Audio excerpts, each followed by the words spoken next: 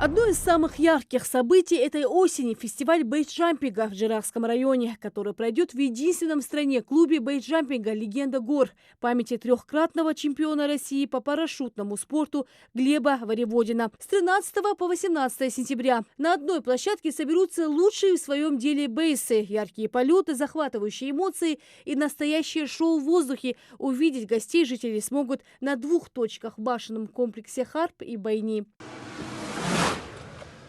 Бейджамперы уже в республике. Подготовка к фестивалю идет полным ходом. Ингушские горы экстремалы традиционно выбирают для прыжков. Красивые виды, крутые повороты и горный воздух. В Ингушетии приятнее прыгать, потому что все-таки это наша страна.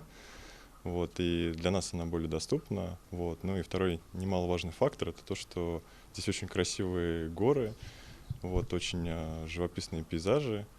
Здесь я уже второй раз. И первый раз я был, мне очень понравилось, и я решил повторить свой опыт.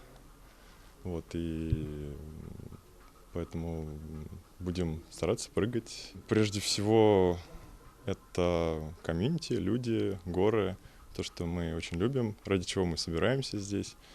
Полеты, то, что нас объединяет, наше общее увлечение.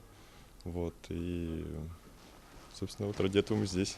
Бейсеры уверены, лучше места в стране не найдешь. И плюс маршруты для прыжков в Ингушетии самые сложные. Раз уже, наверное, 11 или 12 раз на фестивалях и в частных поездках еще был несколько раз.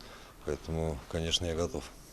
Каждый год мы стараемся сделать его более насыщенным в плане программы, технической сложности и количества спортсменов.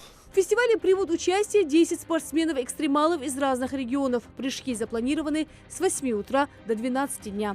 Рина Сычоева, Сулейман Костоев. Новости 24.